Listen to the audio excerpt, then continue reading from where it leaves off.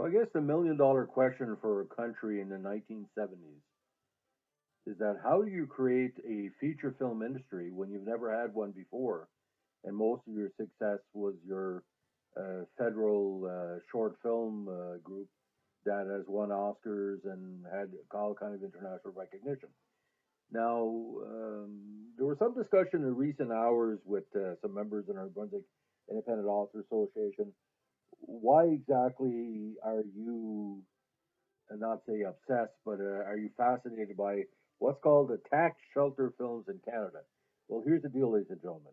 He took hard earned tax dollars from Canadian citizens and paid U.S. directors and actors to come to Canada at exorbitant rates and try to create something that, in most cases, there was only one out of the 10 of the movies that were filmed here were any good. This was prior to the big reach of HBO, Cinemax, Super Channel Canada, all the major international and national networks. Now, I'm going to be taking some details from the Canadian Encyclopedia, which for a lot of you already know that's kind of the Funk and Wagnalls, or what do you call it, archive of some of the great Canadian stories of all time. I'm going to be expanding on some of the text, so a lot of this is taken from, again, verbatim from the Canadian Encyclopedia, but I'm going to expand on some of the background of some of the key paragraphs. Now, according to Canadian Encyclopedia and the most published, uh, directives about it, tax shelter films were filmed made in Canada between 1975 and 82. Now, this was after Dirty Kravitz, which was a big international hit with Richard Dreyfuss, based on Mordecai Richler, and that was Oscar nominated, and I think Screen Actors Guild and Golden Globes as well. So people were getting interested in Canadian films because it was time to tell our own stories. Before that, the Rowdy Man, Newfoundland films, Quebec films were Go Jutra, a few others. Now, between 75 and 82, under Pierre Trudeau, the federal government allowed investors to deduct 100% of their investment in Canadian feature films from their taxable income.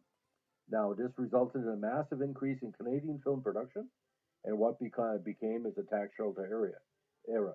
Now, in 1974, we only had three films, but by 1979, there was 77 created in Canada. Well, I might as well say Canada and Quebec. Quebec had quite a bit of their own productions. Now, industrial infrastructure increased and a growing industry of craftspeople gained valuable experience. At the time, most of these people worked for CBC, CTV, Baton Broadcasting, the independents like CFTO, CHCH. Now, some of the films were actually quite good, received critical success or commercial success, but the majority were practically indistinguishable from poorly made American films, and many were never distributed. Now, you would substitute places like Toronto or the Greater Toronto Area and Montreal for U.S. Venues. Now, for decades, Canada was reluctant to exert any control over the distribution exhibition in films in Canada.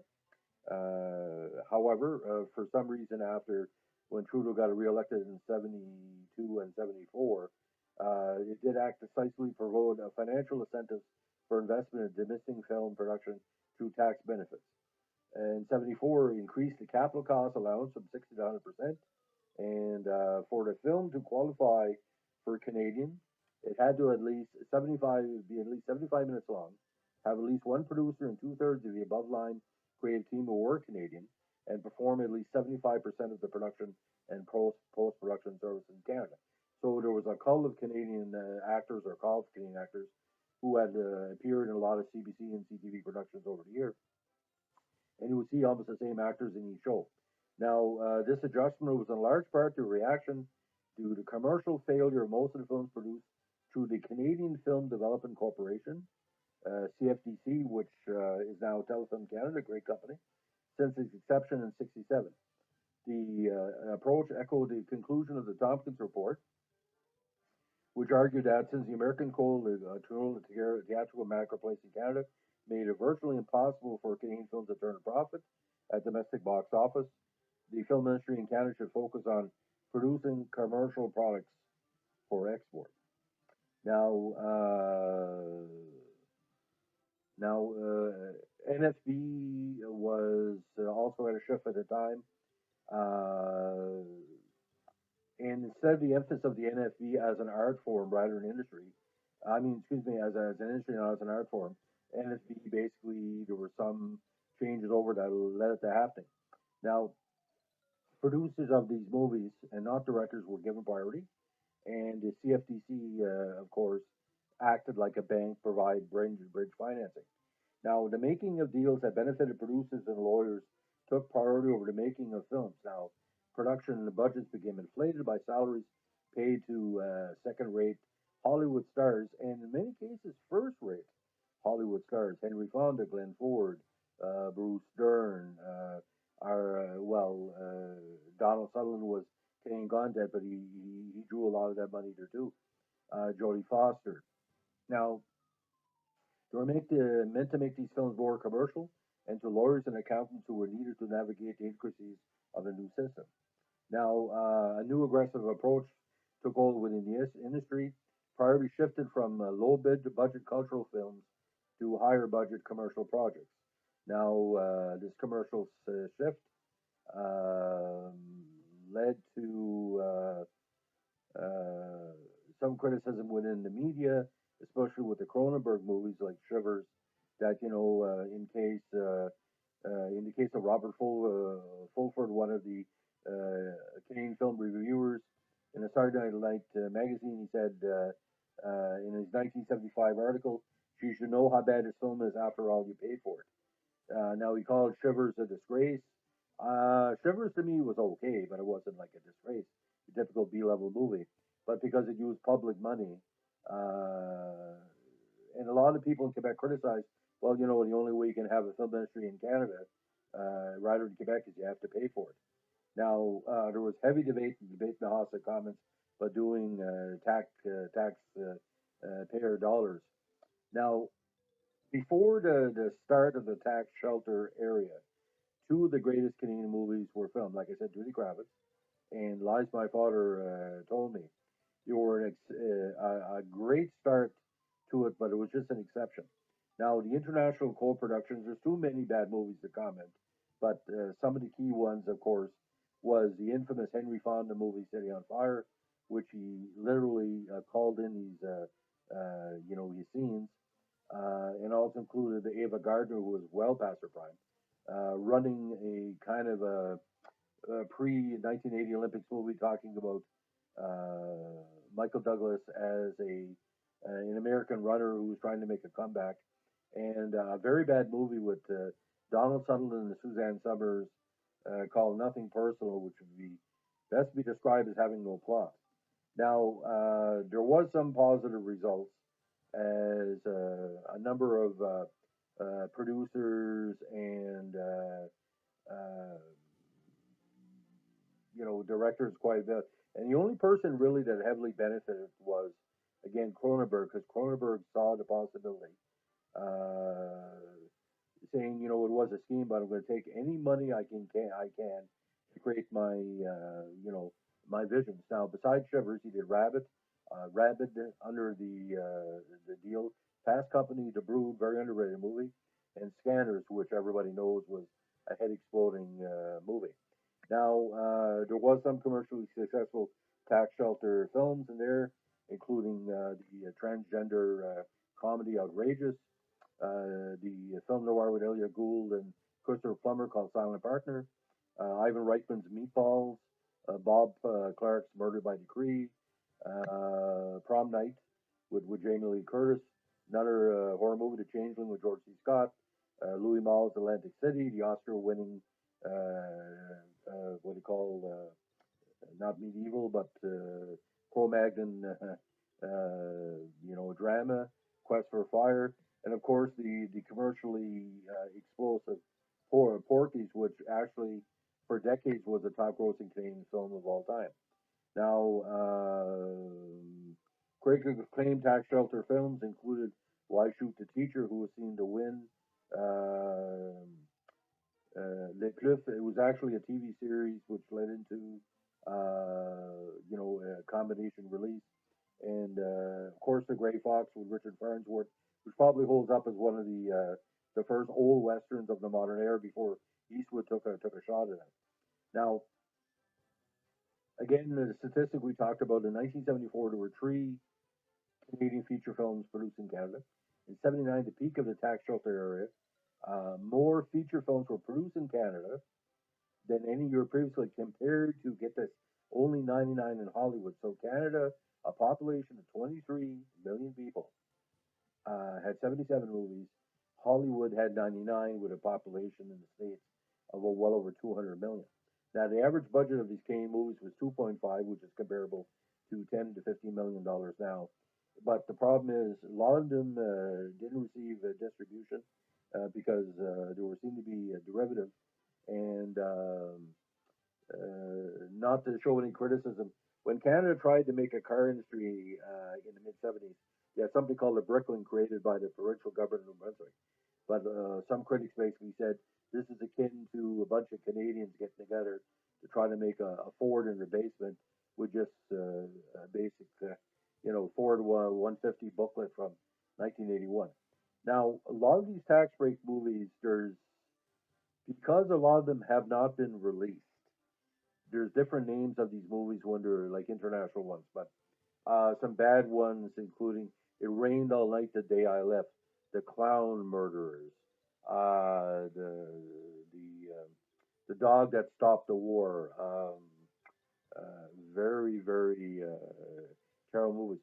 But we're not confusing this with like kind of a Corman Independent movies that were before the tax shelter era. But here's, ladies and gentlemen, how many people is going to stand up in a Senate or Congress and personally criticize using tax dollars for American movies? You would never see that. But in Canada, this was front page news because the Quebec representatives, the MPs, were basically saying, listen, you want a film industry, but you're taking money that should be going to Quebec. And this was a time of separation, too. A lot of Quebecers saw the Quebec movies as an expansion of their sovereignty as a nation, which a lot of people believe was a big part of the Cultural Revolution that led to, again, the FLQ and all the efforts to try to get Quebec to separate, which failed.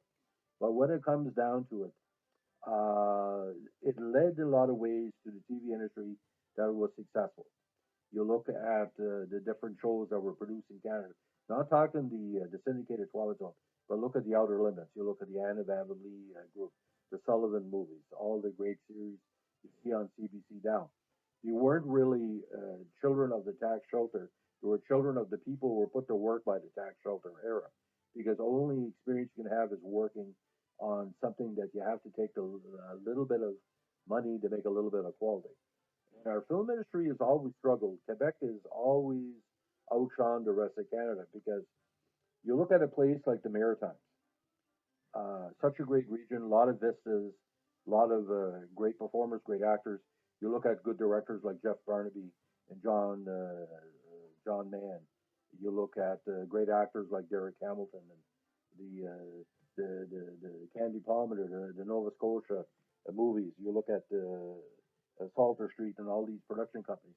It's a shame that the tax shelter era wasn't around just for the Maritime. Sure, you have Telefilm Canada, but it's not to the same level as back then because we seem to be dominated in Canada by the West Coast production, and what's going to be coming up too. Manitoba is going to be upping the ante, and Toronto, of course, with the Berlanti universe, and BC as well.